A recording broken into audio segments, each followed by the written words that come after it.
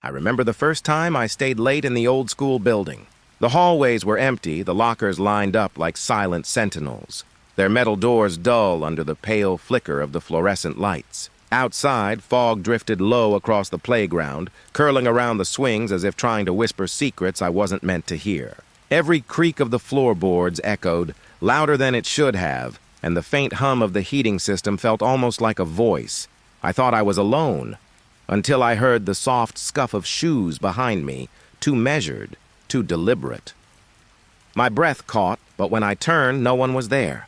The shadows in the corners seemed heavier than the darkness itself, and I felt the weight of unseen eyes tracking me. That's when I saw it. It was late. The kind of late where the hallways felt hollow, and the air stopped carrying warmth. Most of the lights were already dimmed. Only the pale strip above the lockers flickered. Buzzing like a trapped fly, I'd stayed behind to finish an assignment. Just one more paragraph, I told myself. But my laptop battery was almost dead, and I didn't want to sit in that silence anymore. The school always felt different after hours. The echoes changed shape. Every click of my pen, every drag of my sleeve across the desk, it sounded louder. Too loud. When I finally stood up, the classroom clock was blinking 8:47. The halls outside were stretched thin and cold, smelling faintly of cleaner and dust.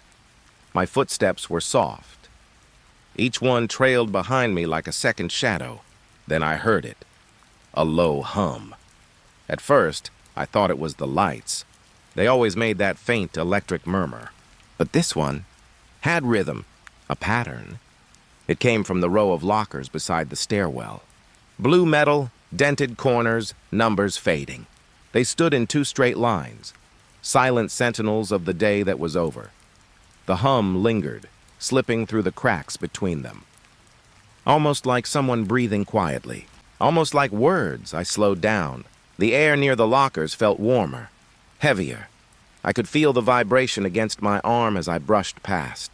A faint tremor, like something alive, was pressing from the inside. One locker door shivered, just barely, a metallic rattle that didn't match the stillness around it. I stopped walking. I told myself it was air pressure or maybe the old vents clicking off, but it moved again. A soft clink, then a whisper. It wasn't clear at first. It sounded like water under ice, muffled and broken. I leaned closer, close enough to smell the old paint, the iron rust. The whisper grew sharper, threading through the hum, and then I heard it. My name. It was quiet, so quiet that it almost felt like it had been inside my ear, not through it. I froze. Every part of me wanted to back away, but my body wouldn't listen. The locker gave a tiny sigh like it was exhaling. Then stillness, no more humming, no more movement, only the thin buzz of the lights and my own pulse stuttering in my neck. I stood there for a long time, counting the spaces between breaths, trying to convince myself that I'd misheard, but the silence wasn't clean. It carried something beneath it, a residue of sound, a soft rustling, like someone shifting their weight, metal brushing against metal. I pressed my ear to the locker door. The chill seeped into my skin. My breath fogged against the steel. Inside, something whispered again, slower, clearer. My name, drawn out like a secret. The voice was neither male nor female. It sounded tired, thirsty, and so close that for a second I thought I felt the air from it move against my cheek. I stepped back. The floor creaked under my heel. It echoed down the hall, and in that instant, the hum stopped completely. The silence that followed was sharp enough to hurt. The light above me flickered twice, then steadied. The lockers were still, just blue, just metal, as if nothing had ever stirred. But when I turned to leave, something else shifted, a faint click behind me, like a latch sliding open. I didn't turn around. I couldn't. My legs carried me toward the exit, each step slower than the last. The hum began again, so soft I almost missed it. But this time it wasn't just one locker, it was the whole row. A low chorus breathing in unison. I kept walking. The sound followed, like a tide of whispers crawling behind me. When I reached the door, I looked back once. All the locker vents were dark, except one. A pale light glowed through its slats, flickering in time with the hum. Then it stopped, all at once. Silence pressed against the hall like the air had been emptied out. I listened for my heartbeat, but even that felt quieter. The exit handle was cold when I touched it. The kind of cold that stays in your skin. And just before I pushed the door open, a whisper brushed my ear again, so soft, so close. It said my name once more, then laughed, not loud, not cruel, just a breath of sound that curved into the dark. When I stepped outside, the night was still. The fog from the parking lot drifted toward the doors, curling like smoke. I didn't look back, but I could still feel the hum beneath my ribs, a quiet vibration, as if something unseen had learned how to breathe my name. It was past midnight. The building had emptied hours ago. Only the low hum of the vents and the faint buzz of old fluorescent lights kept the place alive. The air felt still, like it was waiting for something. I stayed behind again, finishing work I should have done earlier. The classrooms were dark, their windows pale with reflected light. Every desk seemed to breathe in the silence. Down the hall, a soft squeak echoed once, then faded.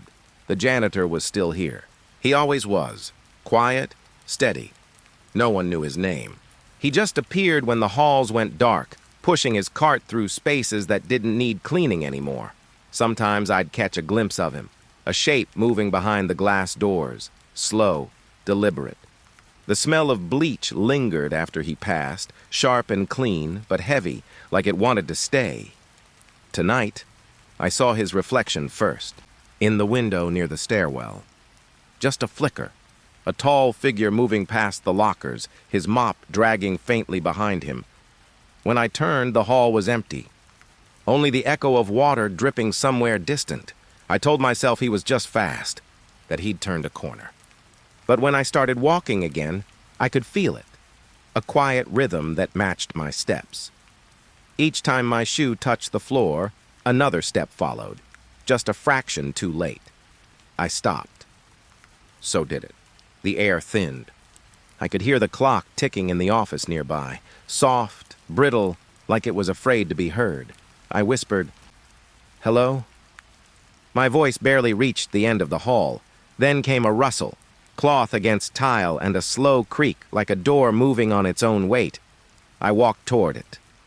Past the lockers, past the trophy case where dust filmed the faces of forgotten winners. The janitor's cart was there, parked neatly beside the restroom door. But he wasn't. The mop bucket was half full, water still trembling from a recent touch. A faint smell of iron mixed with the cleaner. I glanced down and saw a long shadow stretch across the floor. It reached from the restroom door to the far end of the hall, but there was no body attached to it. I felt a pulse of cold crawl through my hands. The lights flickered once, twice, and steadied again. A sickly yellow that made everything look old. The shadow didn't move right. It bent at the wrong angles, shifting against the corners. Too long, too patient. When I took a step back, it didn't retreat. It followed the curve of the wall, as if the building itself was breathing it in. I told myself to leave. To go home, but curiosity, that quiet, dangerous thing, kept me there. I turned the corner toward the gym. The doors were slightly open, a pale line of light spilling through. Inside, the floor glistened with fresh mop marks, but the room was empty. My steps echoed, then doubled, faint footsteps chasing mine. I looked behind me. Nothing. Only the janitor's shadow sliding across the bleachers, stretching thin as it moved. It reached the far wall before I did. And then it paused. For a moment, I thought I saw a hand lift, not from a person, but from the dark itself. A slow motion, like someone wiping invisible dust from the air. I stepped closer, my breath trembling through the silence. The shadow lingered even when I blinked, burning faintly against the wall, as if it was painted there. Then, a sound. Soft. Wet. The mop slid out from behind the bleachers, its handle scraping the floor once before stopping. No footsteps, no shape, just the mop, and the smell of old water. The overhead lights dimmed, as though something had passed between them and me. I turned toward the door, but his silhouette stood there now, still. Head slightly tilted. The faint outline of a man holding nothing. The air hummed around him like static before a storm. I blinked once, and he was gone. Only the faint mark of his shadow remained near the exit, long, bending away from the light as if it didn't want to leave. I walked quickly down the hall, heart steady but wrong. Every few steps I'd catch a glimpse of that shape again, reflected in the lockers, folding itself neatly into corners, following without sound. When I reached the stairwell, the lights above began to flicker. The hum deepened, a low vibration through the railings. Somewhere below, a mop bucket rolled softly across the floor. I could hear it stop, and then the faint rhythm returned, footsteps that weren't mine. Slow, measured, each one closer. I held my breath, waited. The shadow stretched up the stairwell wall, curling toward me even though the space below was empty. I backed away, and it stopped. The silence was thick now, almost kind, almost waiting. When I finally left the building, the night air felt heavy, carrying the scent of bleach and damp stone. I looked back once. Through the glass doors, I saw the janitor again, pushing his cart slowly through the dark hallway. His body faded with each step, but his shadow stayed behind, bending toward me until the light swallowed it whole. Evening had settled across the school. The last rays of daylight were faint, orange fading into gray, then gray into something quieter. The cafeteria was almost dark. Only one light above the serving line buzzed softly, casting pale stripes across the tables. I came in to return a tray I'd borrowed earlier. The air was cool, thick with that mix of old bread, cleaner, and something else, something faintly burnt. It reminded me of toast left too long in a forgotten corner. Dry, bitter. I set the tray down. It clattered lightly, and the sound stretched out far too long. Every chair in the room stood in neat lines, legs tucked in, benches straight. But then one of them moved, just a small scrape. A sound that could have been anything. I waited, listening. The hum of the ceiling lights trembled. I felt the shift of air brush past my arm, like something walking by too close. Another chair shifted, then another. Slow, uneven. Metal legs dragged across the tiles as if being pulled from underneath. I could smell the burnt scent again. Stronger this time. Like someone had opened a toaster in the dark and the air inside had died. The shadows between tables thickened. I watched as one chair turned slightly, angled toward the far corner. There, something pale, a figure sitting alone. Still, at first I thought it was a person, maybe another student, maybe a custodian resting, but the figure didn't move. Not even when the lights flickered. Its head hung low, face hidden, arms limp by its sides. The quiet pressed around me. Even my breathing felt too loud. I whispered, "Hello?" The word didn't echo. It just disappeared. The figure didn't react, didn't shift, didn't even seem to breathe. But every chair between us began to turn toward it. Their legs screeched softly, metal against tile as if pulled by some invisible gravity. My pulse slowed, but it felt heavy, each beat crawling into my throat. The burnt smell grew sharper, burning the inside of my nose. I blinked once. The light above me dimmed for half a second. When my eyes opened again, the figure was gone, just empty space. The chairs were still turned, facing the corner where it had been. I stepped back slowly, my shoes brushing crumbs that weren't there. Something creaked behind me.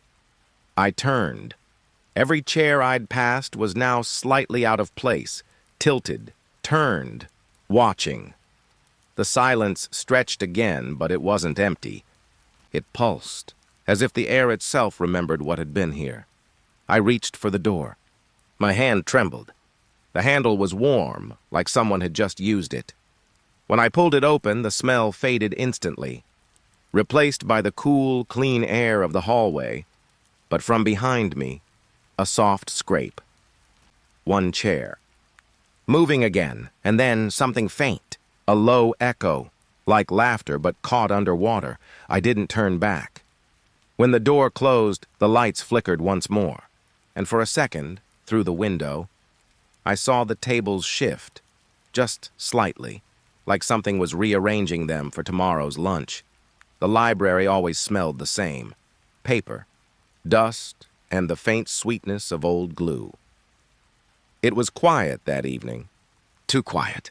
Even the lights hummed slower, as if the building itself was falling asleep. I wasn't supposed to be there that late, but the doors were unlocked, and curiosity can be louder than rules. The air inside felt cold against my neck. Every sound I made, my shoes brushing the carpet, the pages of my notebook, seemed to echo through the shelves. I walked between the aisles. Books towered over me like walls, their titles faded, their spines cracked. A few of the older ones had no words at all, just blank covers with dust thick enough to write on.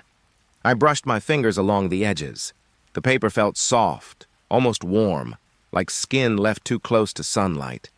Then, somewhere behind me, a whisper. It wasn't a word at first. Just a sound, a breath moving through letters that never formed. I turned. No one. The aisles stretched out endlessly, each one swallowed by dim light and shadow. When I started walking again, the whisper returned, this time closer. It said my name, softly, slowly, as if testing the shape of it. I froze, listened, silence, then the rustle of pages. One of the books on a nearby shelf shifted slightly, then another. The air thickened with the smell of paper and dust. Old air, forgotten air. A book fell to the floor behind me. The sound was gentle, almost polite. When I turned, its pages began to move, flipping one after another as though something unseen was searching for something inside. I crouched down. The motion stopped. The book lay open. Its pages yellowed, edges curled like dried leaves. On the open page, a photograph, a child, standing in front of this same library. Same shelves, same worn carpet, and the face was mine, or almost mine. The same eyes, same shape of mouth, but the expression was empty. Like a version of me that had forgotten how to exist. I felt a shiver bloom down my back.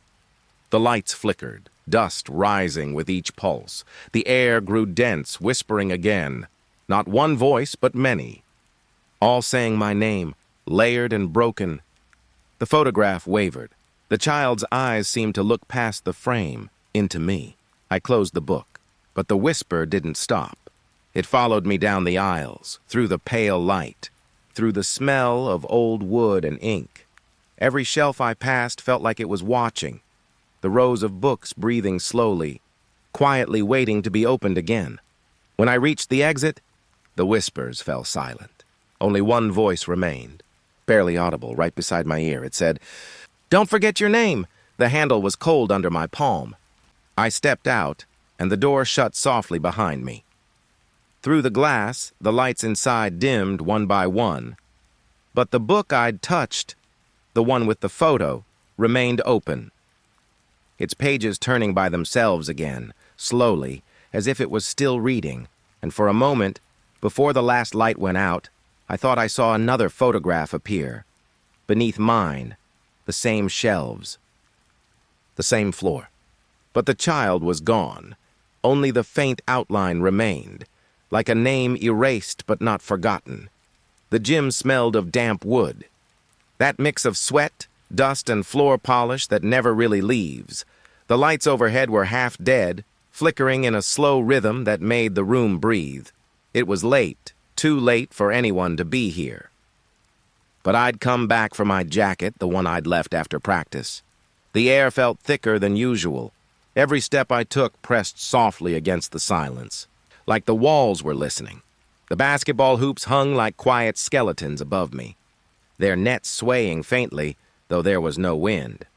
I walked across the court, the wood creaking softly under my shoes. My own footsteps echoed back, but the sound, it wasn't right. The timing was off, half a second late, like someone else was walking behind me, matching every step with a delay that felt deliberate. I slowed down. So did the echo. I stopped. It stopped, too. The smell of damp wood grew sharper, almost sour. The air hummed with something I couldn't name. A quiet vibration that trembled along the bleachers. Then I saw it, a figure, hanging from the far basketball hoop. It swung slightly, its head tilted forward, limbs too still. The light above it flickered weakly, flashing across pale skin that didn't seem to belong to anyone alive. My breath caught. Every sound in the room folded inward. The figure didn't move, didn't make a sound, just hung there, as if weightless, caught in a space between gravity and dream. I took a small step back, and the echo came again. Not from my feet. From the other side of the gym, the same slow rhythm, soft, dragging steps moving toward me, but the figure still hung perfectly still. The sound came closer. Each step pressed deeper into the wood until I could feel the floor trembling under my shoes. I turned toward the bleachers. Nothing there, just shadows stretching too far across the floor. I could feel my heartbeat in my throat. Each pulse made the air tremble. Then, faintly, the figure's head lifted. Its face was hidden in shadow, but I could see its mouth. It was open, not moving, but open, as if it had been caught mid-scream. I wanted to run, but my legs felt heavy, as though the air itself was holding them in place. The footsteps moved again, circling, the echo of my steps. But not mine. I closed my eyes. For one moment, everything went silent. When I opened them, the figure was gone. Only the faint sway of the net remained, moving slowly, as if something had brushed past it. I turned in every direction. Nothing, just the hum of old lights and the creak of wood. Then I saw it again, its shadow. Not on the hoop, but across the floor, stretched impossibly long, bending at angles that didn't match the walls. It slid along the floor toward me, reaching, even though there was nothing there to cast it. My breath shook out of me in tiny clouds. I stepped back once, twice, and the shadow followed. It moved faster, snapping forward with every flicker of light. Then the lights went out. Darkness swallowed everything. I could hear the faint creak of the hoop above me. A rope tightening, wood bending. I froze. The air pressed down like a hand. My ears filled with the sound of breathing. Close, steady, not mine. When the lights returned, I was standing alone in the middle of the court. No figure. No shadow, only my jacket, folded neatly at the center circle. I didn't remember leaving it there. Didn't remember folding it. As I reached for it, something brushed past my shoulder. Cold. Quick. I turned. No one, but across the floor, one set of footprints appeared in the dust. Not mine. Bare, darkened by dampness, moving slowly toward the hoop. The wood creaked again, a single tired sound echoing into the rafters, and then silence. The kind that isn't empty, but full. Full of something waiting, I left the gym quietly, closing the door behind me, but just before it latched, I heard the faintest sound, the bounce of a basketball. Once, then again. And somewhere above, a rope swayed gently like it was caught in the rhythm of breathing. The stairwell was colder than the hallway. It always was. The air felt still, heavy with the smell of old paint and dust, like the building had been holding its breath for too long. It was after sunset. The school was empty, or at least it was supposed to be. I held the railing, its metal slick beneath my fingers. Each step creaked as I climbed, the sound stretching out too far, echoing against the narrow walls. It was the kind of echo that doesn't fade, just folds back in on itself. I paused halfway up, listened, silence, only the faint hum of lights above me. Then, very softly, a sound that didn't belong, humming, a voice, low and calm, tracing the outline of a lullaby I almost recognized. It came from somewhere above me, but distant, as if the stairwell itself was singing. I waited, hoping it would stop. It didn't. Each note bent slightly, wavering like breath against glass. I started climbing again, slowly, each step answering the melody with a creak. The higher I went, the softer the humming became, until it was almost behind me. I froze, my throat tightened. The air pressed close, like the stairwell had narrowed around me. The hum shifted. It wasn't coming from above anymore. It was everywhere. Inside the walls. Inside me.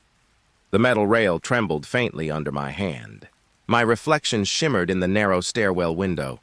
But for a heartbeat, it didn't move when I did. I let go of the rail. The humming stopped. Just the crackle of the old light bulb overhead. I could hear my own pulse in my ears steady, too loud. Then, faintly, the humming began again, closer this time, soft like a whisper against my neck. The same tune repeating, almost soothing, almost. I took another step. The stair groaned, long and drawn out. Something shifted on the landing above, a shadow passing across the dim light. I could feel it move, but not see it. The lullaby stopped again. This silence was thicker, more deliberate. Like the building was waiting for me to make the next sound. I climbed the last few steps, each one feeling like it might collapse. When I reached the top, I stopped breathing. The hallway stretched ahead, empty, washed in the yellow of tired lights. No one was there. No voice. Just the echo of that melody still vibrating in my head. I turned slowly, looked down the stairwell behind me. The steps below seemed darker than before, as if they didn't lead anywhere. Just down, into nothing. Something small moved in that darkness, a flicker, like a shift in the air itself. And then, faintly, the humming started again. But this time, it came from below. I stepped back, nearly losing my balance. The railing rattled under my hand. The tune was clearer now. It wasn't quite human. Each note dragged slightly, as if sung through water. I whispered, "Hello?"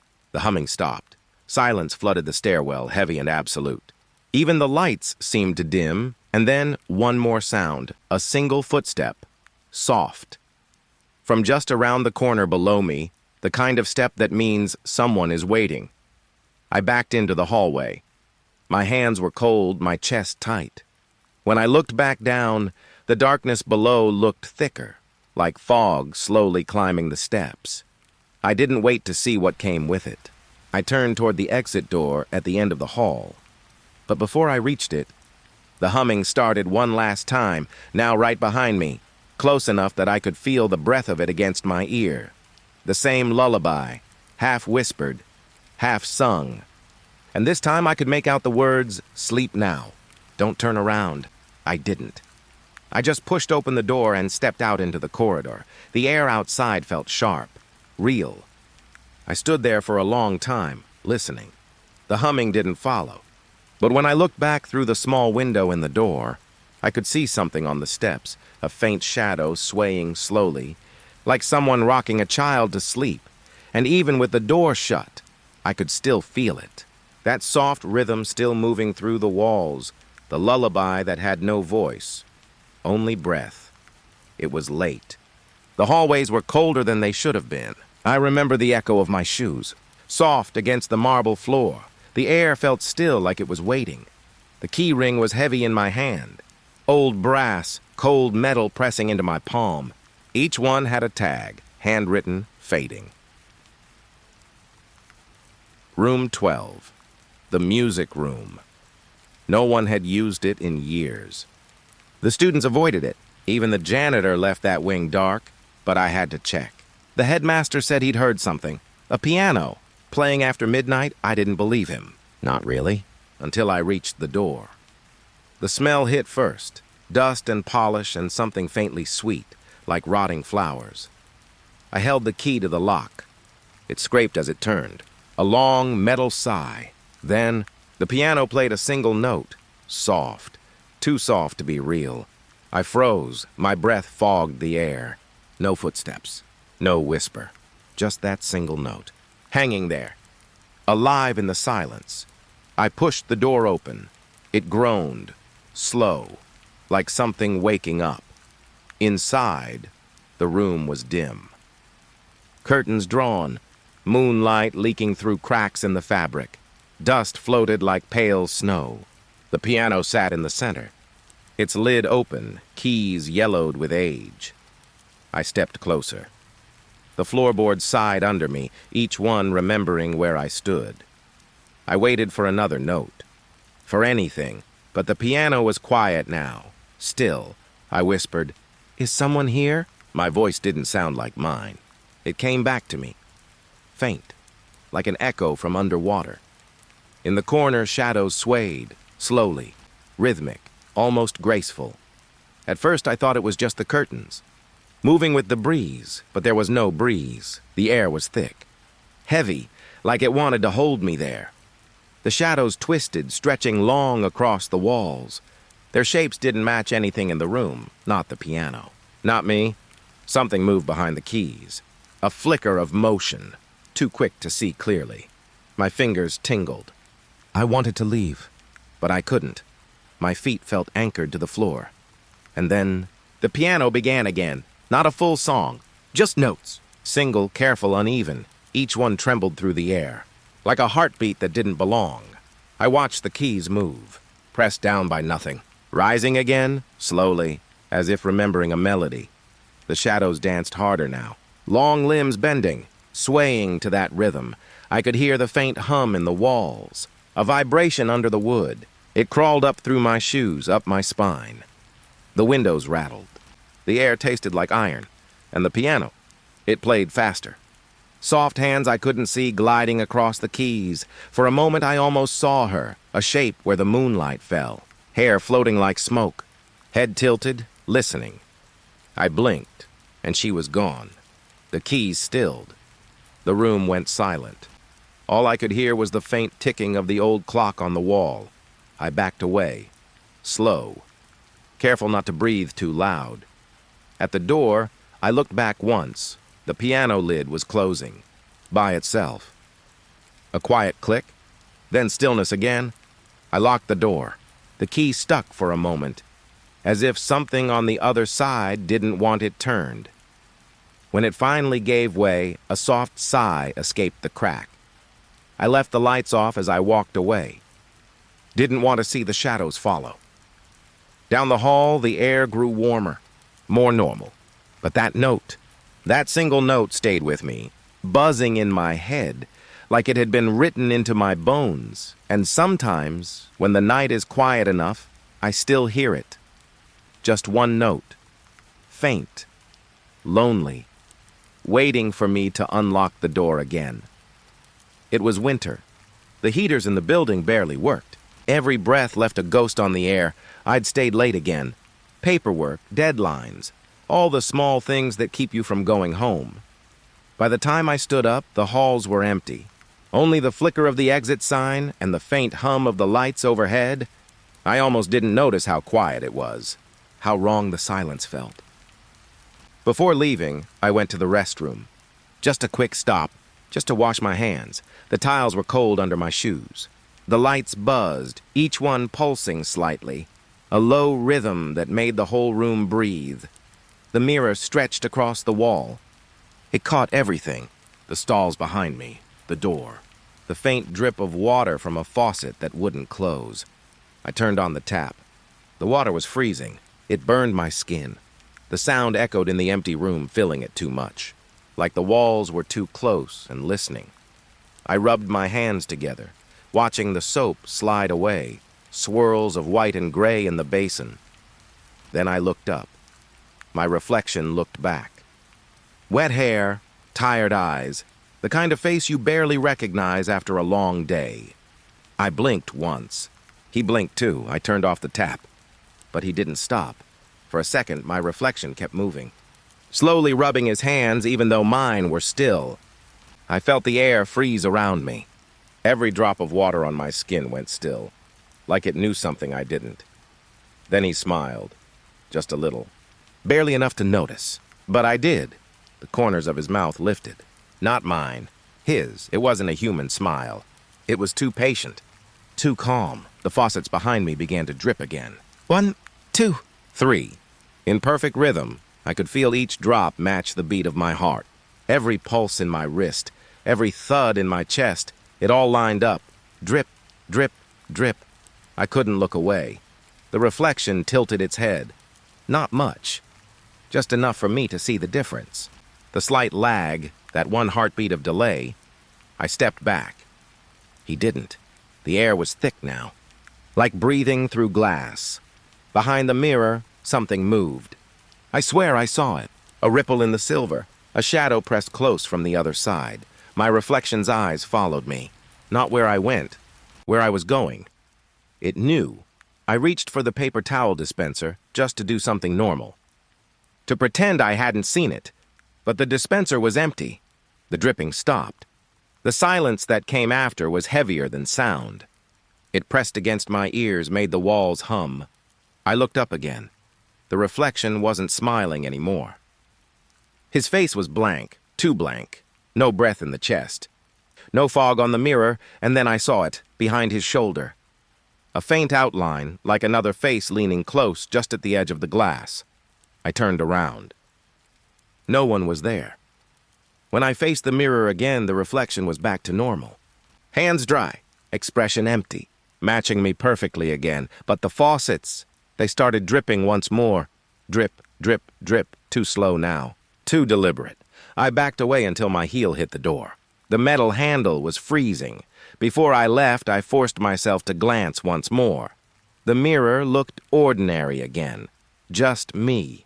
Just the room, but right as I turned off the light, I caught it.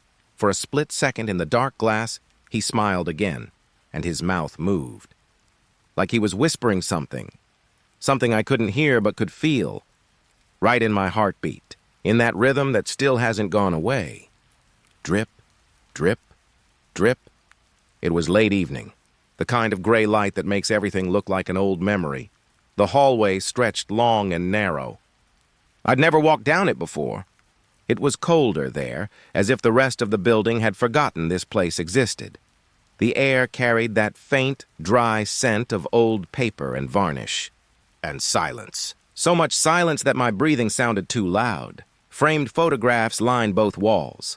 Black and white portraits, neat rows, each one almost identical in size. Men and women, formal clothing, blank expressions. The kind you hold too long for a camera that takes forever to click. I walked slowly. My shoes tapped softly against the wooden floor. Every sound folded into the stillness like the hallway swallowed it whole. The faces watched. At least, it felt that way. Their eyes, flat gray, unfocused, seemed to tilt just a little as I passed. I stopped halfway through.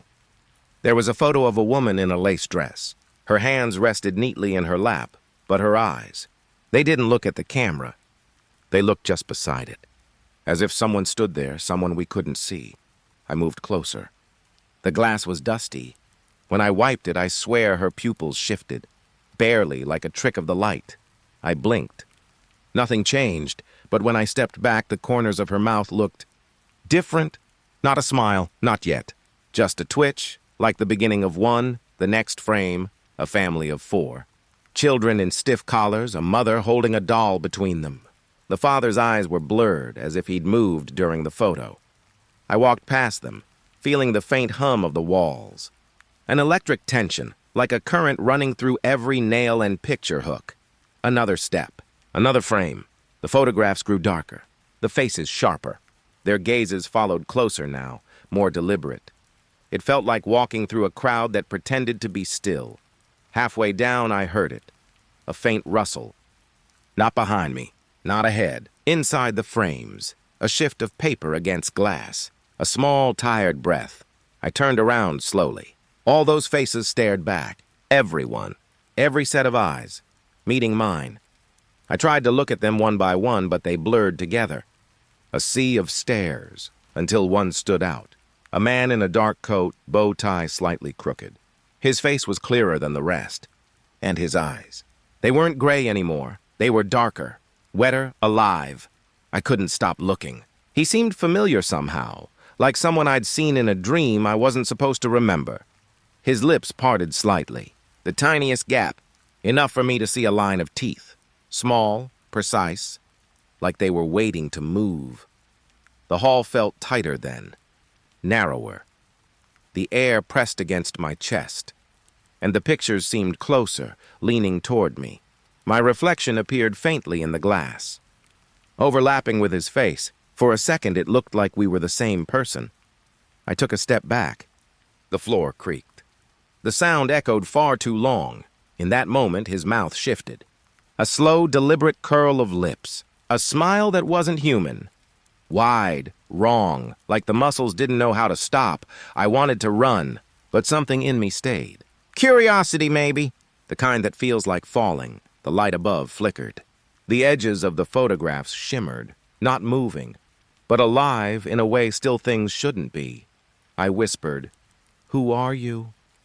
The glass fogged faintly, as if someone on the other side exhaled. When the light steadied again, his face had gone back to normal.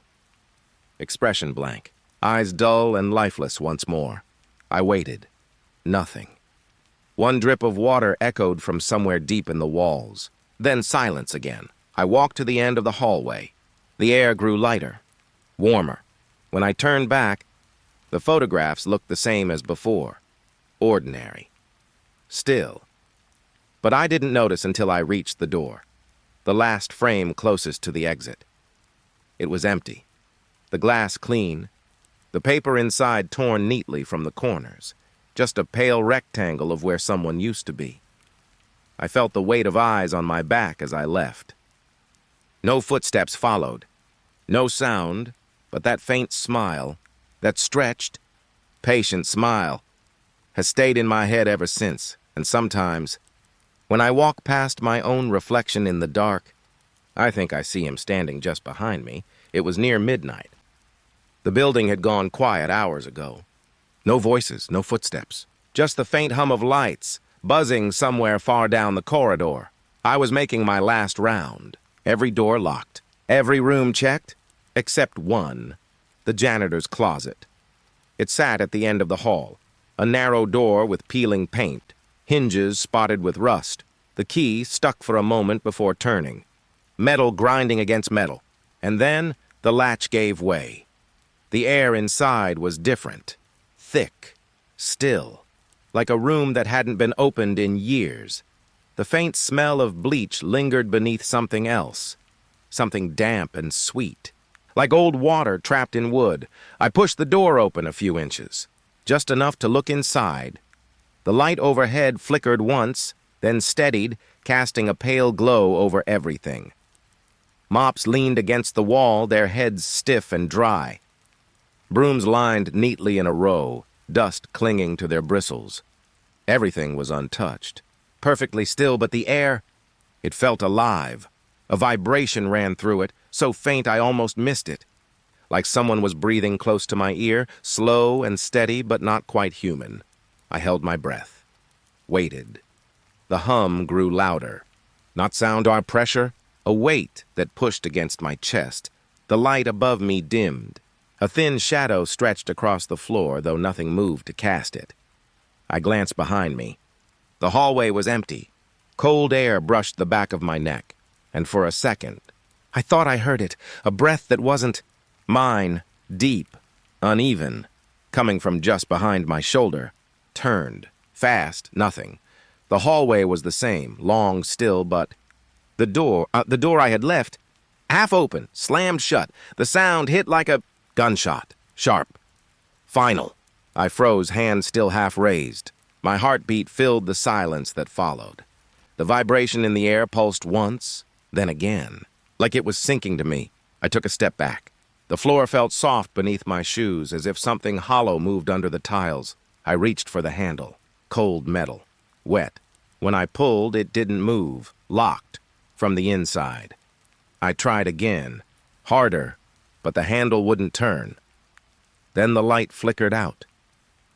Darkness. Pure and heavy. I could still feel the space in front of me.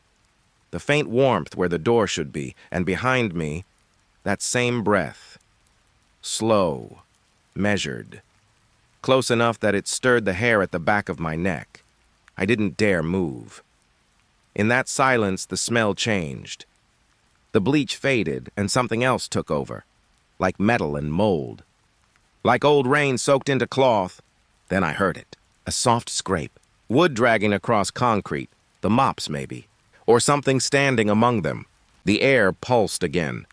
My heartbeat quickened. Something inside the closet shifted, a faint rustle, like fabric brushing against a wall.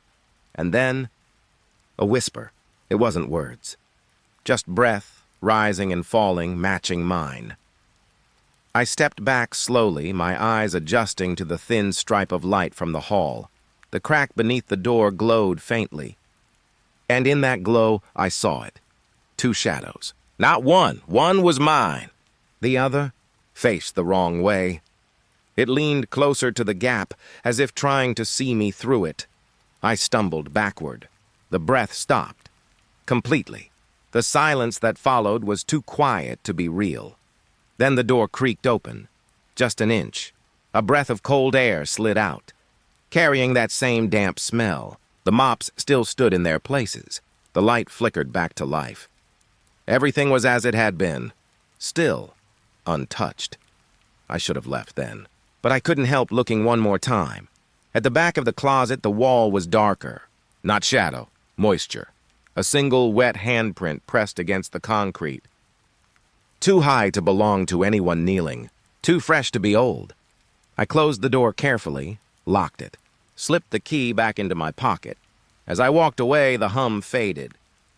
The air felt normal again, but halfway down the hall, I heard the handle turn behind me, slowly, metal shifting, clicking once, then stillness.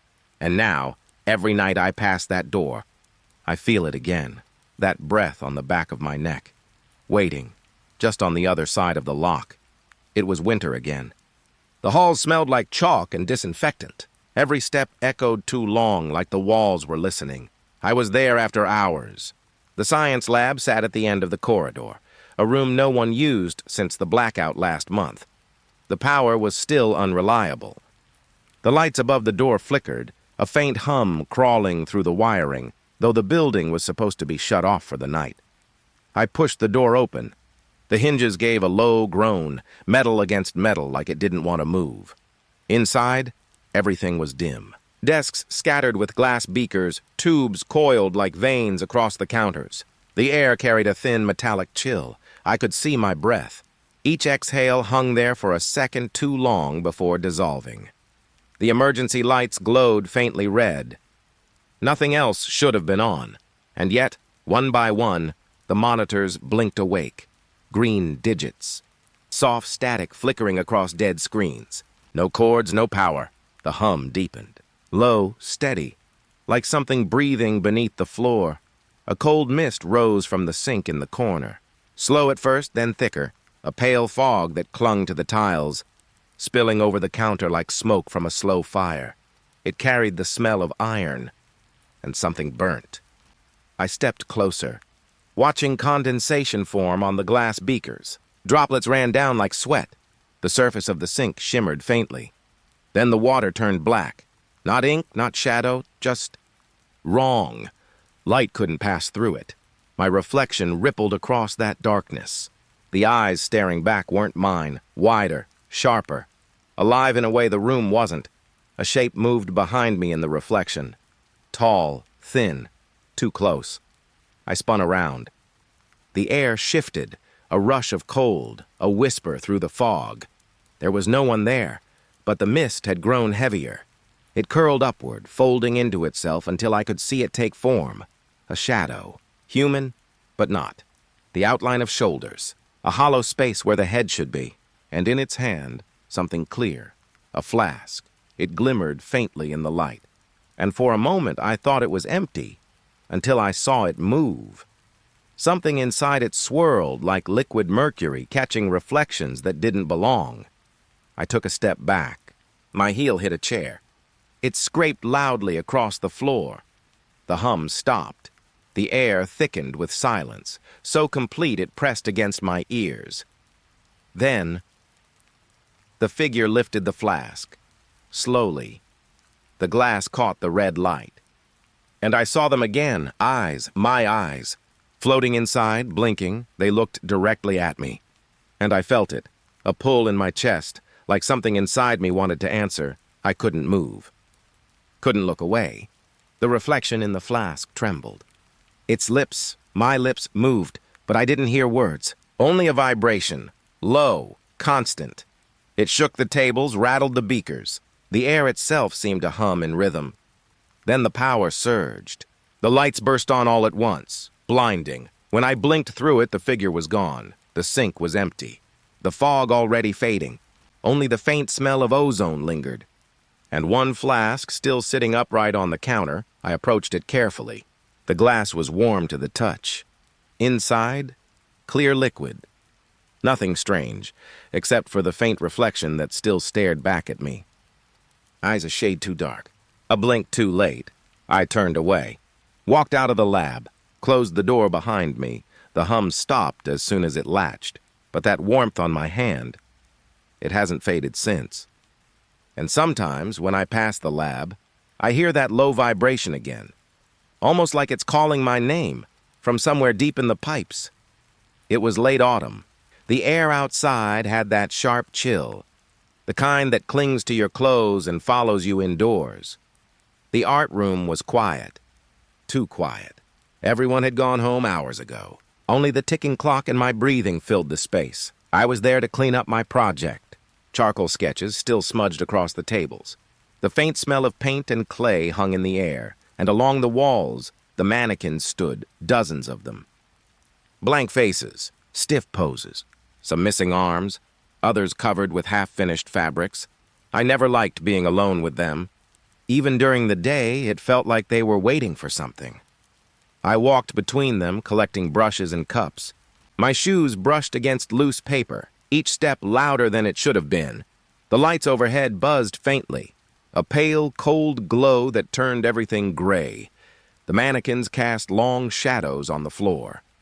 Each one stretched toward me, bending slightly with every flicker of the bulbs. I told myself not to look at them too long, not to think about how human their shapes were, but then one of them was turned differently. It faced the center of the room, while the others faced the wall. I froze. I was sure it hadn't been like that before. Its head tilted just enough to be wrong. The eyes, smooth, featureless plastic, seemed aimed directly at me. I whispered, "Someone moved you," but my voice broke halfway through, and the air didn't take it anywhere. The room held its breath. A soft creak came from the corner. Wood bending under pressure. Slow. Deliberate. I turned toward it, but nothing moved. Still, I could feel it, that faint vibration in the air. Like something was shifting its weight. The light above me flickered again, and when it steadied, the mannequin's head was turned. More. Now it faced me completely. I stepped back. My heartbeat filled the space between us. The others around it seemed unchanged, frozen mid-pose, but this one looked ready to breathe. Its shoulder was angled forward now, one arm slightly raised as if caught halfway through reaching out. I blinked hard. Maybe it was just the shadows. Maybe I was tired, but then came the softest scrape. Plastic against tile, the kind of sound that shouldn't exist in a still room. The air grew heavier. I could almost hear the silence pressing down. I took one small step backward. My heel hit the leg of a stool. It toppled and hit the ground, the noise cracking through the quiet like lightning. And the mannequin, it moved. Not much. Just a single step forward. Its arm hung lower now, fingers curling slightly, like they were trying to remember how to close. I couldn't breathe. Every instinct screamed to run, but I couldn't look away. Another flicker of light, and it was closer. Half the distance gone. The smell of old paint and dust filled my throat.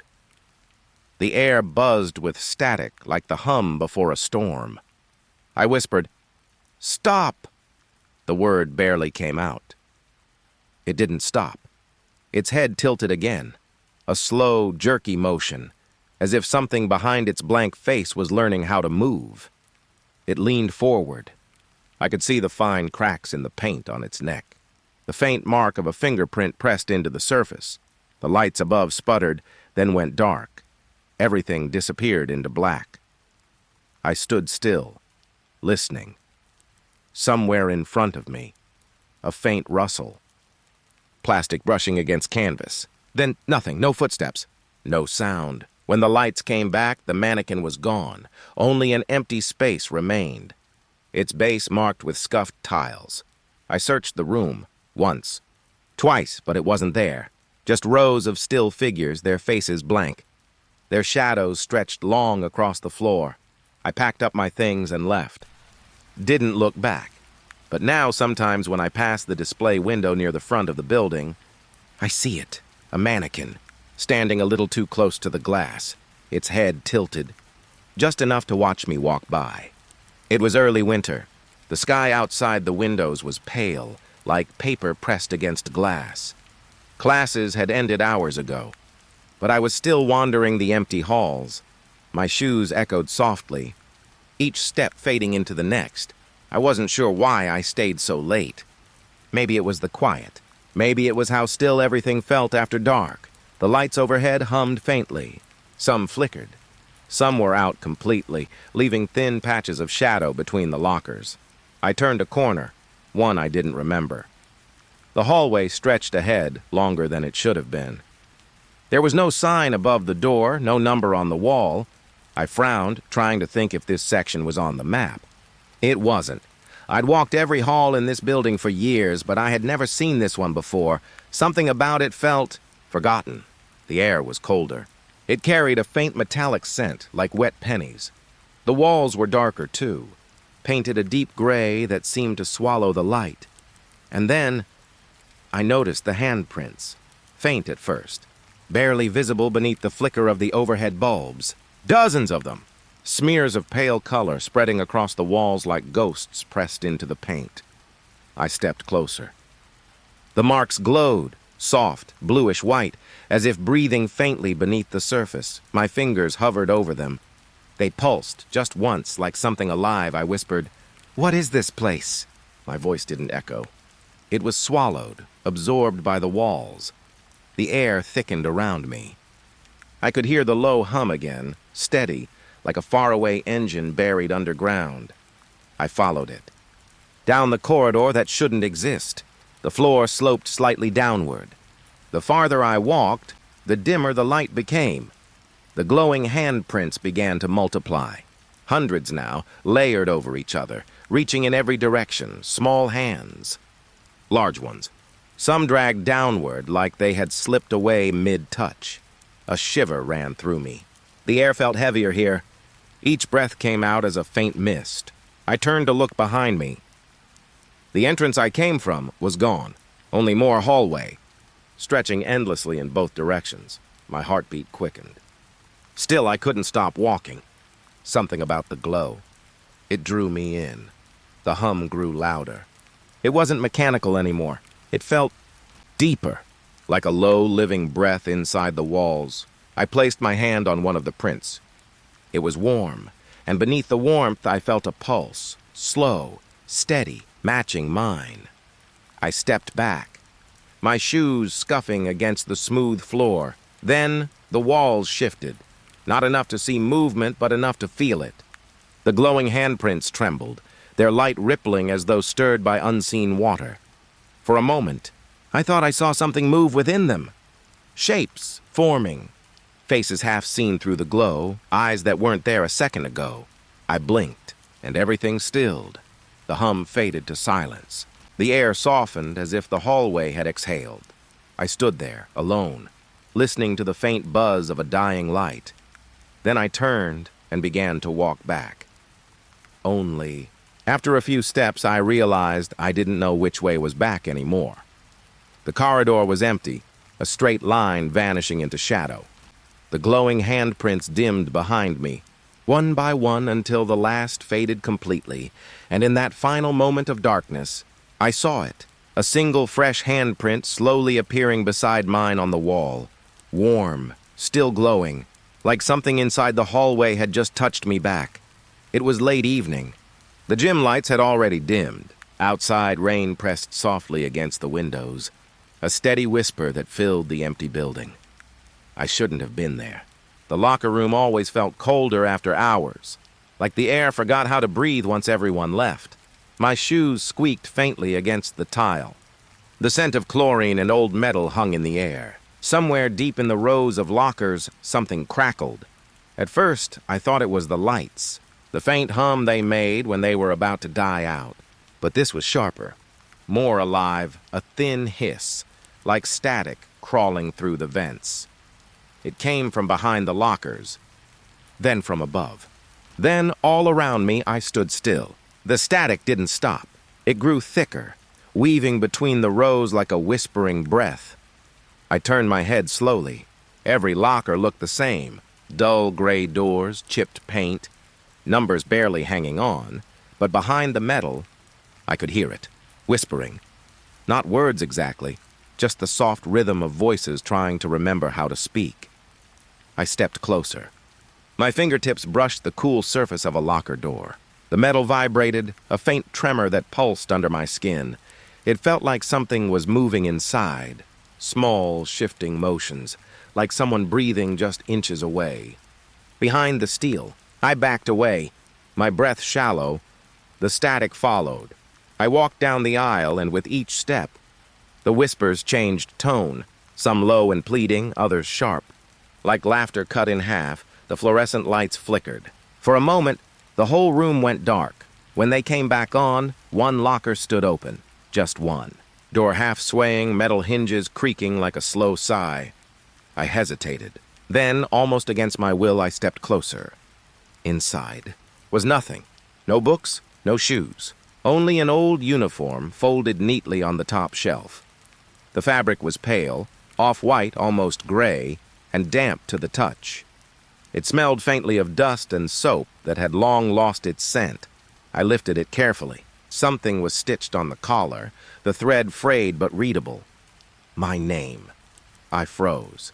My heart thudded once, hard enough to echo inside my ears. I looked around. Every locker was closed again. The air thickened, like static turning into fog. And then the whispers came back, not behind the doors this time. They were closer. Right beside me, I turned sharply, but no one was there. Only rows of metal faces staring back, their small vents breathing faintly in unison. The static deepened. It rose through the floor, through the walls, until it filled my chest. The uniform slipped from my hands. It landed softly on the tile. For a moment, the voices fell silent. And then one word emerged, clear enough to hear. Stay. It was quiet, familiar, like my own voice echoed back through a broken speaker. The lights flickered again. When they steadied, the locker door slammed shut. I stepped back instinctively, my hand pressed to my mouth. The air around me was buzzing, alive with something unseen, something that hummed between this world and another. I turned to leave. The exit was only a few feet away, but when I looked down the row again, every locker door had opened, hundreds of them, all gaping as if waiting. Inside each one hung a uniform, folded, clean, and stitched with a name. Most were unreadable. But as I walked past, one caught my eye. Same size, same stitching, same letters as before, mine. The lights dimmed. The static softened to a low hum, almost soothing now. I didn't move. I couldn't. And somewhere within the endless whispering, I heard a breath drawn slow and deep from the locker nearest my ear. Then, in the stillness, a voice that sounded almost like mine whispered again, "Stay!" The clocks had stopped hours ago. Only the exit light glowed faintly in the corner, casting its pale green tint across the empty hallway. I don't know why I went back in. The cafeteria door was slightly open, just enough for a draft to slip through. The air beyond it was colder. Still, like a place that had forgotten it once held life. I pushed the door wider. The hinges gave a slow, drawn-out sigh. Inside, everything was ready. Every table was set, trays aligned, forks and spoons placed perfectly parallel. But there was no food, only the faint scent of something old, a mix of dust, metal, and the ghost of bread long gone stale. The overhead lights flickered once, then steadied into a dim yellow haze. It looked like time had paused here, and everyone had just vanished mid-breath. I took a few steps forward. My shoes brushed against the tiled floor, each movement echoing through the long, hollow room. Chairs stood slightly pulled out, as if people had just risen from them. The air was heavy, like it carried the weight of 100 unspoken sounds. Then, a draft. Cold and quick. It brushed past my arm, soft enough to raise goosebumps, but strong enough to make the nearest napkin flutter. I froze. The air behind me shifted. Something was moving between the tables. I couldn't see it, but I could feel it. A slow glide, a quiet distortion of space. The light above flickered again. For a split second, a shadow stretched across the far wall, too tall to belong to me. When the light steadied, it was gone. I turned in a circle, eyes scanning every corner. Each table was exactly as before, perfectly untouched. Still, I could feel it, moving closer. Each breath of air trailing against my skin like static. My throat tightened. I wanted to call out, to say something. But the room didn't feel safe enough for sound. Instead, I stood there, listening. The silence had a pulse, faint, wet, like a heartbeat pressed behind metal walls. I took a step back. The chairs beside me shifted slightly, as if something invisible brushed past their legs. Another draft. This time colder. It circled around me once, then stopped. The hairs on my neck lifted. My breath fogged in front of me, even though the air shouldn't have been that cold. In the far corner, one tray rattled, just once. Then stillness again. The exit light flickered, and for the briefest moment, I saw it, a ripple moving through the rows.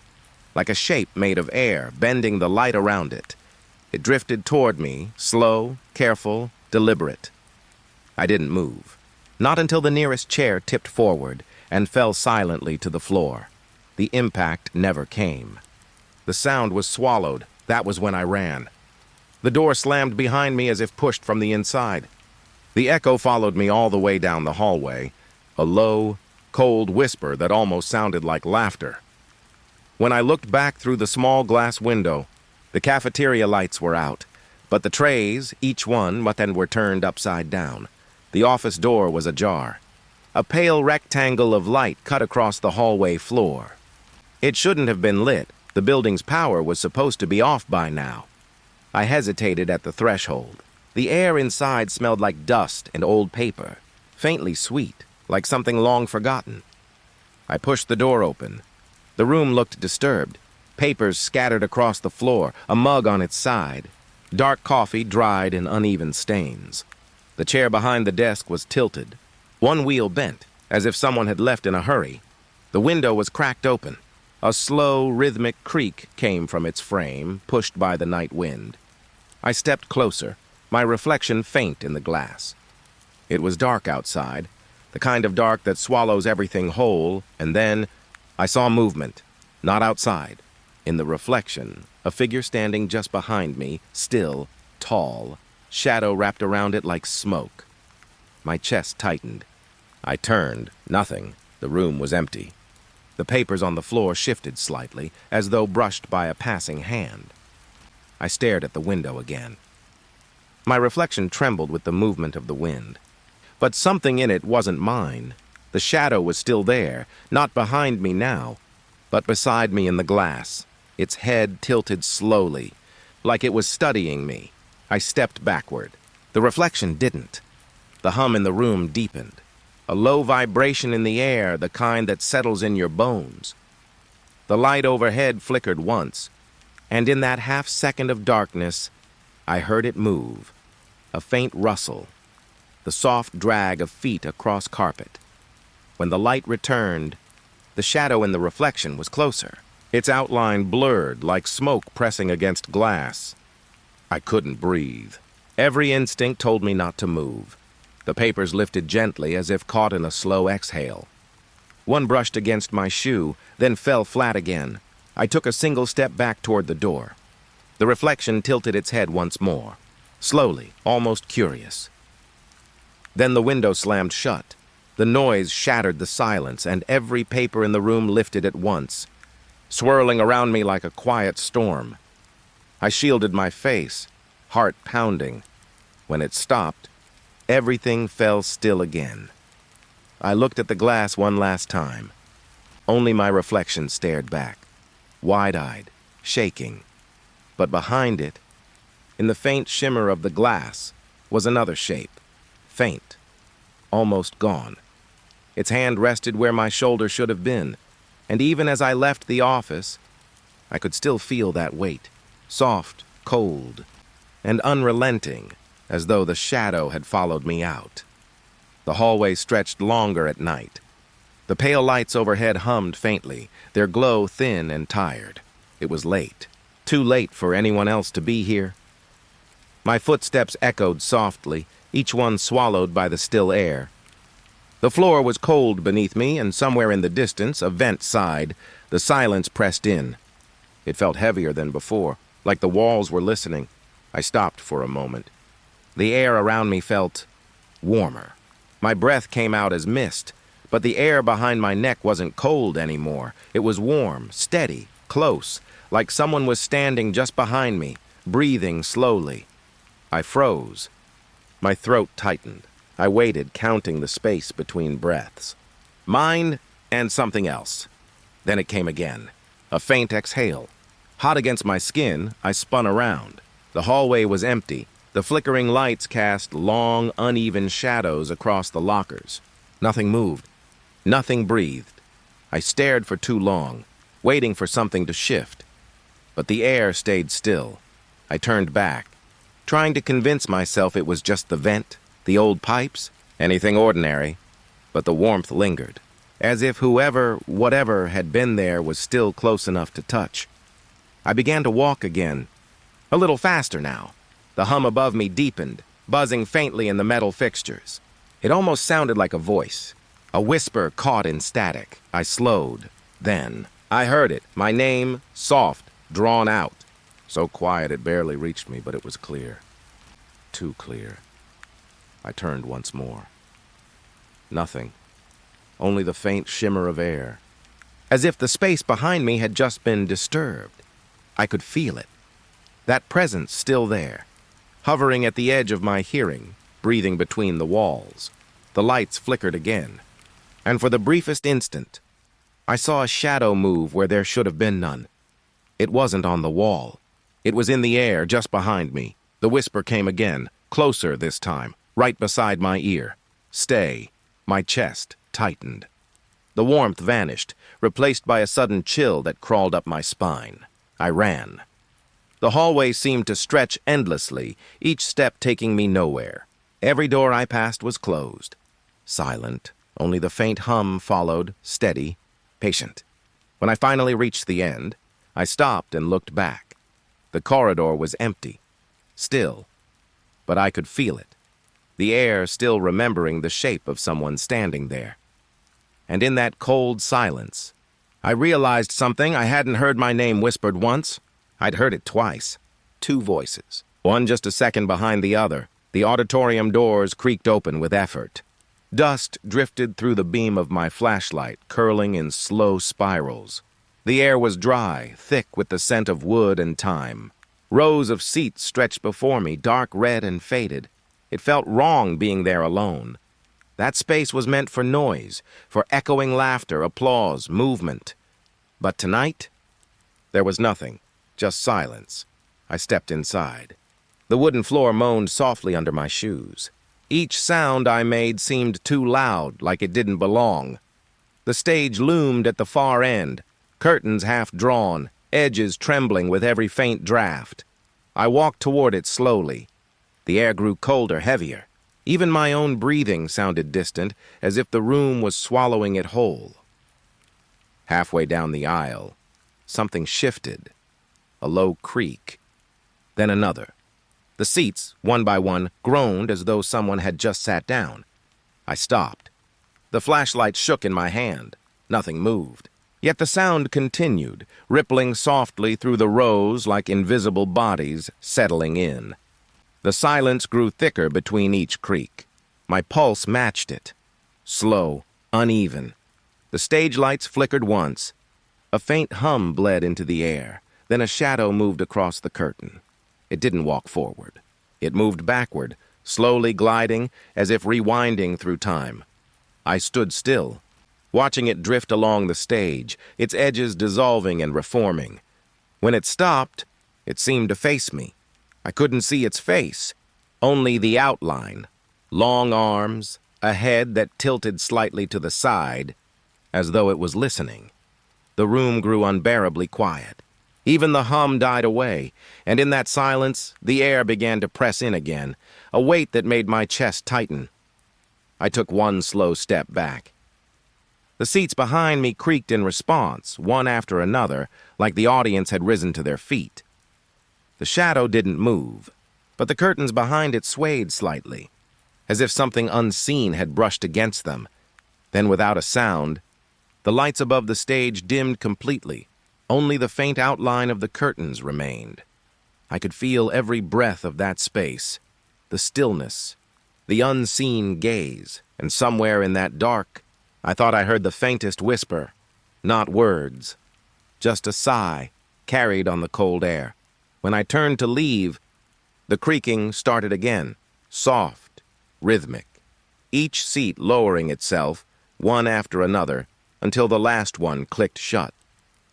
By the time I reached the door, the silence had returned, perfect, unbroken. And in the reflection of the metal handle, just before I stepped out, I saw the stage. The shadow was standing at the edge now, facing the empty seats, waiting. The library was almost dark. Only a few lights burned near the ceiling, humming softly like something alive. It was past midnight. The air smelled of old paper and dust, dry and heavy. I gathered my things, the echo of my footsteps disappearing between the shelves. The clock above the counter had stopped hours ago. Its second hand hung frozen, pointing at nothing. I walked toward the doors, two tall glass panels, frosted near the edges, framed in brass that glimmered faintly. When I pushed, they didn't move. The handles were cold, slick beneath my palms. I pulled harder. Still nothing. The room behind me creaked softly. A low shuffle, like someone turning a page. Then another. I turned. Every table was empty. Every chair perfectly still. But the sound grew louder, pages flipping rapidly, one after another, as if dozens of books had opened themselves. I stood frozen. The air moved around me, a slow stirring that smelled of ink and mold. Somewhere deeper between the shelves, a book thudded shut. Then another. The lights above flickered once, casting shadows that looked like arms stretching across the floor. I tried the door again, pressing my shoulder into it. It refused. The brass handle pulsed faintly with warmth now. Like it was breathing beneath my hand, I whispered to myself, telling my voice to stay calm, but the words sounded strange in the air. Too loud, too alone. The pages behind me stopped. Silence fell, thick enough to taste. Then one soft exhale, as if the library itself had taken a breath. I pulled the handle once more. This time it moved slowly, reluctantly. The door opened an inch, then wider, groaning as if waking from sleep. Cold air drifted in. The hum faded.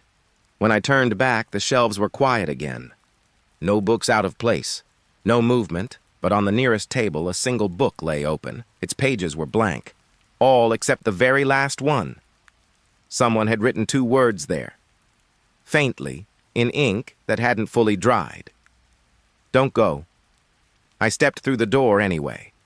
The air outside felt too still, too empty. And behind me, the door closed on its own. Softly. The stairs to the basement were colder than the rest of the building. Each step echoed down into blackness. The air smelled of metal and damp concrete. Something old lingered there. A forgotten warmth buried beneath the weight of rust. I reached the bottom and paused. The door to the boiler room stood slightly open. A dull light flickered inside. Steam hissed softly beyond the doorway. It carried a whispering rhythm, like breathing through teeth. I pushed the door wider. The hinges groaned. Pipes lined every wall, twisted, sweating, weaving in and out of the shadows. The room pulsed with quiet life. I could feel it under my skin, the steady hum of heat trapped behind the metal. Something dripped slowly in the corner. Each drop fell into a shallow puddle, sending ripples that caught the faint light. I walked deeper in. The warmth faded. The air turned sharp, biting. Then one of the pipes rattled violently, a shudder that ran through the floor. It sounded almost like a voice choking back a word. I froze. The flickering light dimmed to a faint amber. Shadows clung to the walls, thick, liquid shapes that twisted when I blinked. For a moment, one of them seemed to move against the others. It stretched, reaching higher, then pulling itself thin. The room grew silent. Even the pipes stopped hissing. I could hear my own breathing now, fast and shallow. Then I felt it. A cold touch, light as a breath, brushing my shoulder. Not air. Not steam. Something colder. I turned quickly. No one was there, only the slow drip in the corner, and the faint vibration of the pipes starting again, as if nothing had happened. But the air hadn't warmed. It stayed cold, tracing its fingers across my skin. I backed toward the door. Each step echoed too loud. Halfway up the stairs, I looked back once more. The light was steady again. The shadows unmoving. But on the wall nearest the boiler, a single handprint had formed, pale, wet, and slowly fading. I stood there watching it dissolve, until all that was left was the quiet hiss of steam. And somewhere deep inside the walls, something exhaled, slow, tired, waiting. The gym was empty, completely still. Only the faint glow from the emergency light spread across the polished floor, thin and pale. Like breath on glass, it was close to midnight. The air smelled faintly of varnish and sweat, the kind of scent that clings to walls long after the day has ended. My shoes squeaked once, then the sound vanished into the hollow space above me. I stopped walking, listening. Silence. Then a soft echo. It was faint, like a ball bouncing somewhere far away, one, then another. Each thud slower than the last, each one a little closer, but the court was empty. No movement. No shape. I stepped forward, and that's when I saw them. Footprints. Clear, wet outlines appearing on the floor one after another. Bare feet. The prints glistened faintly under the emergency light, as if something had stepped out of water. They led across the gym, pausing for a moment, then began moving. Toward me. I froze. Each print appeared with a soft smudge of moisture. Then another, as if invisible feet pressed down, careful, deliberate. They stopped just a few feet away. The air around me shifted, warm, close. I could feel something breathing near my face, soft and slow. I whispered into the empty space, but no sound came out, only a dry tremor in my throat. The footprints stayed still. Then one more appeared, half a step closer, and then they vanished, not faded, gone, like they had never been there. But the floor still looked damp. A faint reflection shivered on its surface, as if something moved just out of sight. The echo of the bouncing ball returned, louder this time. It came from every direction, ricocheting off the walls and ceiling. I turned toward the sound. There was nothing. Only the faint glimmer of the floor lines, stretching endlessly beneath the dim light. I stepped backward, and my heel slipped slightly. The floor was wet. When I looked down, there was another footprint beside mine. Not leading anywhere. Just there, it looked smaller, childlike. The ball stopped. A heavy stillness filled the space again, like the air was holding its breath. Then came a faint tap. A single bounce. This time behind me, I turned sharply. The lights above flickered once, and for the briefest second, a shape passed between the bleachers. Thin, pale, and gone. I wanted to leave, but every direction looked the same. The gym stretched too far, too empty. My own footsteps echoed back at me out of rhythm, like someone walking beside me but a step behind. The smell of varnish thickened. It felt heavy in my lungs. The air trembled slightly, and I heard a whisper. Soft, almost curious. It said my name. Barely there. Almost kind. Then silence again. I stood still, waiting for something. Anything. Nothing moved. No sound. The air cooled slowly, like the room had gone to sleep again. When I finally turned toward the exit, the footprints were gone. The floor was dry, but in the reflection of the door's glass, I saw one last ripple move across the court behind me, as if someone had just walked through. And faintly, from somewhere deep in the dark, a ball bounced once more, then rolled. To a stop. It was late. The kind of late where the air feels too still, too watchful. The classroom was supposed to be empty. Everyone had gone home hours ago. The lights overhead flickered softly, buzzing faintly, casting a pale hum across rows of desks. I stepped inside, and the smell of chalk and dust hung in the air, dry, old, like the room had been holding its breath all day. The air was warm, but the back of my neck felt cold, like something behind me was still awake. I walked between the desks, my fingers brushing along their edges. Some were warm, as if someone had just left. The chairs creaked softly, one by one, as though the wood was sighing in its sleep. Then, a faint shuffle. A desk moved. Just slightly. The sound was small, like paper sliding against wood. Then another moved, a soft drag against the floor. I stopped breathing for a moment, listening. The movement didn't stop. It came in slow bursts, tiny shifts, like the room itself was settling. I looked across the rows and saw nothing out of place, but I could feel the change. Like gravity had tilted slightly, like something was moving the air between the desks.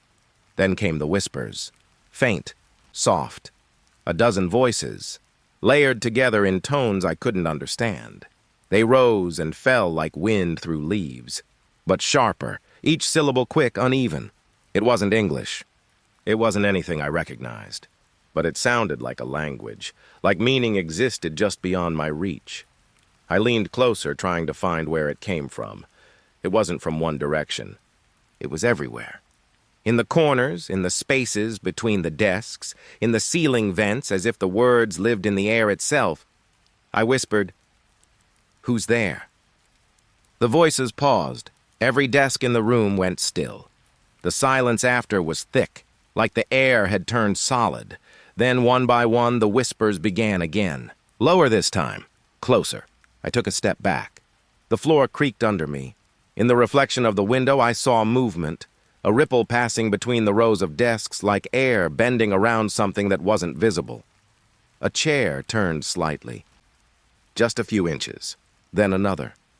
The sound of soft feet, bare, brushed faintly against the floor. I stared at the window again, watching the dark glass. For a moment, I thought I saw shapes there, thin outlines of faces not my own, mouthing words I couldn't hear. The whispers grew sharper, a rhythm now, repetitive, like chanting. My heartbeat tried to match it, but it couldn't keep up. It felt wrong. Too fast. Too fluid. Something moved on the blackboard behind me. I turned slowly. The chalk pieces trembled, rolling across the tray one after another. A faint line appeared across the board, drawn by something unseen. Not a word. Just a curve, a looping spiral, growing longer, thicker, until it filled the entire board. The whispers stopped. The air went still again. I could hear only the faint hum of the lights above and my own uneven breath. Then, a single desk at the back dragged forward, scraping against the tiles. I froze. It stopped halfway to me, and from beneath it a whisper escaped. So close it brushed my ear. It spoke just one word, soft, low, my name. The room didn't move after that. Nothing did, but I could feel eyes all around me, not watching, remembering. When I finally stepped back into the hallway, the silence followed me. The classroom door swung shut on its own, slowly, quietly, and through the glass pane, I thought I saw the desks, shifting again, rearranging themselves into a perfect circle. The whispering continued, so faint I almost believed it was coming from inside me. It was late evening. The school was empty again, the kind of quiet that pressed against your ears until you could hear your own breath. I stood at the top of the stairwell, my hand resting on the cold metal rail. The fluorescent light above me buzzed, flickering in slow, tired pulses. I didn't know why I wanted to go down. Maybe curiosity. Maybe something else. The air was heavy, smelling faintly of old paint and damp concrete. Each step creaked softly beneath my shoes, like the building was sighing as I moved. The stairwell twisted, spiraling down in pale light. I counted each landing. 1, 2, 3. When I pushed open the door at the bottom, I froze. It was the same hallway. Same peeling posters, same broken water fountain dripping in the corner. For a moment, I thought I'd made a mistake, that I'd somehow gone the wrong way. But I looked up, and through the small window in the stairwell door, I could still see the flickering light from the floor I'd started on. The same hum, the same shadows. I went down again. The rail felt colder this time, slick under my fingers. The air grew thicker, like breathing through a layer of dust. Another landing, another set of steps. When I opened the door again, it was still the same hallway, only darker now. The light at the far end looked dimmer, as if the bulb was fading, pulling its glow back into itself. The shadows stretched longer across the walls, reaching toward me. My chest felt tight. I tried to steady my breath. Each inhale sounded too loud, too close. I turned back toward the stairs. The steps behind me disappeared into darkness faster than they should have. Still, I kept going. Down again. The stairwell walls seemed narrower, closing in, bending slightly, like they were no longer made of straight lines. The hum of the light followed me, but the pitch changed. Deeper, slower, almost like breathing. My hand brushed the wall as I descended. It was damp now. Not just cold, wet. The kind of wet that leaves a film on your skin. At the next landing, my reflection flickered in the window of the door. Just a shadow blurred by dust and faint light. I hesitated, then pushed through again. Same hallway, same posters. But now, the writing on them had smeared. The ink ran down the paper like tears. Something inside me sank. A slow, heavy realization that the stairs weren't leading anywhere. I touched my neck, feeling the thin line of sweat there.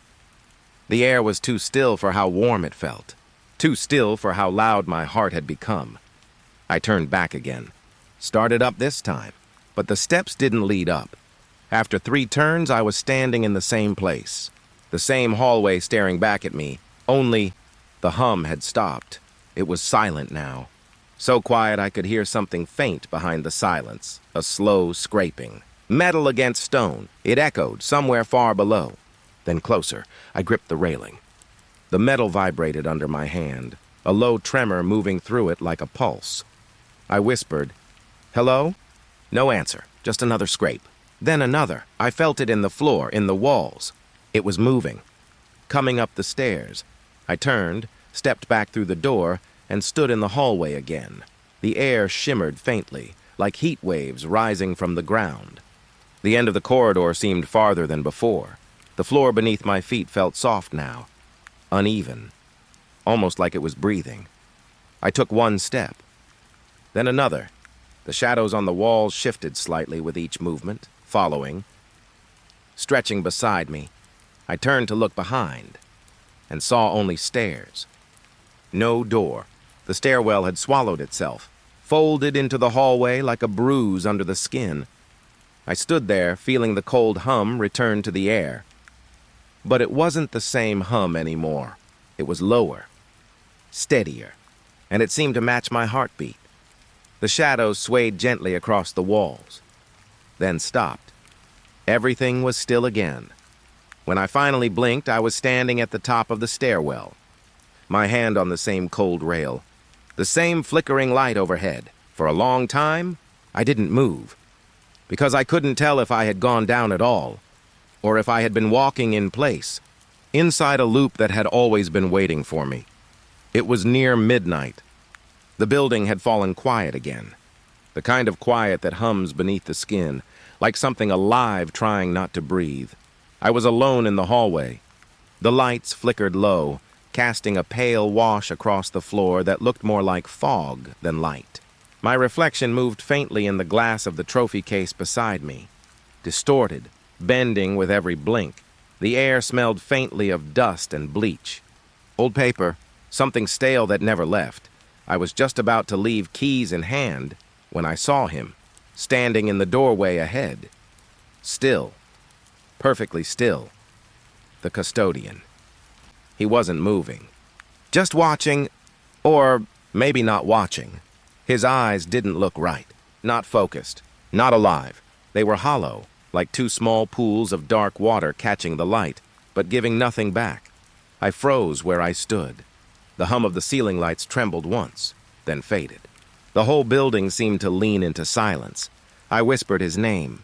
It didn't sound right coming out of my mouth, like the air itself didn't want to carry it. He didn't answer, didn't blink.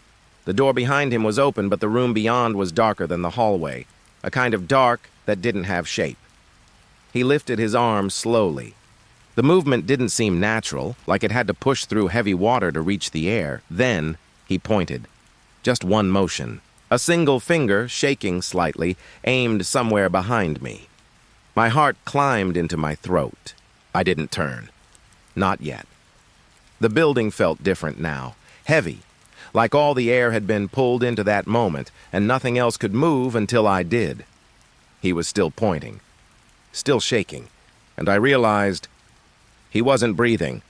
I could hear my own breaths, harsh and uneven, but not his. Not even the faintest shift of air from his chest. I turned slowly, and the hallway behind me stretched longer than I remembered. The lockers seemed farther apart. The walls darker. Something shifted down there. A flicker. A brief ripple of movement that didn't match the lights. When I looked back toward the doorway, he was closer. No footsteps. No sound, just closer. His hand still outstretched. His face still hollow. The air between us shivered, as if the building itself had drawn in a breath and didn't know how to let it go. My throat burned. I took one step back, the floor beneath me groaning softly. He tilted his head, slowly, like he was listening to something far away. Then his mouth opened. Not wide, just enough for a word to try to form. But no sound came out. Only a small, dry exhale. I could smell dust again. Thick now, like old paper being torn apart. He pointed again, harder this time. And as his hand moved, the light above him flickered once, then burst. Tiny shards of glass scattered over the doorway. He didn't flinch. Didn't blink, just stood there, his hand still raised. The hallway lights followed one by one, each one dimming as if they were being swallowed by something creeping unseen. Darkness folded toward me, step by step. Light dying like a trail of matches snuffed out by breath, and then everything stopped. No light, no sound, just a pressure in the air. Like the whole building had gone still waiting. I couldn't move. Every muscle in my body ached from holding itself too tightly. When I opened my eyes again, he was gone. The doorway empty. Only the faint echo of my heartbeat filling the hall. The air felt wrong, too thin, too clean, and somewhere deep in the dark I thought I heard something shift. A slow, drawn-out inhale, as if the building had finally taken back the breath it was holding. I dropped my keys. They didn't make a sound when they hit the floor. The silence was complete now. Alive. Listening. I turned toward the exit, but for some reason my feet wouldn't move. The custodian's warning wasn't spoken, but I felt it. It was in the walls, in the hum beneath the air, in the weight pressing down on everything. Don't go deeper. Don't turn back. The building was awake now, and it was still watching. It was late. Too late. The kind of hour when the sky forgets its color, and everything folds into gray. I stepped outside the school, the air colder than before. The fog was waiting, low to the ground, moving slow, curling around my shoes like pale fingers. It touched everything. The pavement, the trees, even the faint orange light spilling from the windows behind me. The building looked softer through it, blurry, like it was being erased. My breath joined the fog, disappearing as soon as it left me. For a moment, I thought about going back inside. But the door behind me had already closed. The lock clicked without my help. I didn't move, just listened. The fog carried quiet things. The faint hum of the streetlights, the wet sound of leaves shifting on the ground, my own pulse drumming in my ears. I started walking toward the gate. Each step sounded wrong, like the air swallowed it before it could echo. The world felt smaller out there. Like the fog had built walls around me, I could still see the edge of the schoolyard, the faint outline of the fence. And behind me, the windows of the building began to dim, one by one. The glow faded slow until only the emergency light above the entrance was left. It flickered once. Then again. Then nothing. The school was gone. Just a darker shape in the gray. I told myself it was fine. That fog does that. That light bends in it and sound hides. But my chest felt tight. The air was too thick. Every breath felt borrowed. Somewhere behind me, something shifted, soft, almost playful. I froze. Turned slowly, the fog moved, but nothing else did. No footsteps. No shape. And then I heard it. Laughter. Faint, distant, threading through the mist like a whisper. It wasn't cruel. It wasn't kind either, just wrong. Like a memory replaying itself out of place. I couldn't tell where it came from. Every direction sounded the same. Every corner of the fog breathed with it. I took another step. My shoe brushed against wet pavement. The laughter faded, replaced by silence so deep I could hear my heartbeat against my ribs. The fog thickened, curling higher now, reaching my knees, my waist. The air smelled faintly of metal, like rust or old rain trapped in pipes. I looked for the gate again, but it wasn't there. Just more gray, endless and smooth. I turned back to where the school had been. Only fog. The building was gone. The ground under me felt uneven, like it didn't belong to pavement anymore. Like it was shifting. I whispered my own name just to hear something human. But even that came out thin. Drained, the laughter came again. Closer this time? It lingered just behind my left ear, a breath more than a sound. I spun around. Nothing. Only the fog moving slow and alive. My chest tightened. I started walking faster. I didn't know where I was going. The fog swallowed every step. Every direction looked the same. And then I saw a light, small, pale, hovering low somewhere far ahead. It blinked once, like it knew I'd seen it. I moved toward it, slowly, carefully. My heart caught between beats, but as I walked, the light pulled away. Just a little, then a little more. It never disappeared. It just kept its distance, like it wanted me to follow. Behind me, the laughter changed. It wasn't one voice anymore. It was several, overlapping, echoing too softly to make out words. I didn't turn around. Couldn't. The fog brushed against my arms, cold and wet, as if it was learning me by touch. The light blinked again. Then it went out, and all at once everything stilled. The fog didn't move. The air didn't hum. Even the distant echoes were gone. It was like the whole world had stopped breathing. I took one more step forward, and my foot met nothing. No ground, no sound, just open air. My balance shifted. My breath caught. And then the laughter returned, soft, right beside me, a quiet breath against my ear. I closed my eyes, didn't move. The fog held me there, wrapped around my skin like it didn't want to let go. When I opened my eyes again, the fog had thinned. The school was back, the windows faintly glowing through the gray. I was standing exactly where I'd started. At the door, the ground was dry. My hands were shaking. The laughter was gone. But something in the air still felt aware of me, still listening. The fog drifted back toward the field. Slow, gentle, almost kind. And as I turned to leave, the last light of the building flickered once, like a blink or a farewell. And then it went dark again.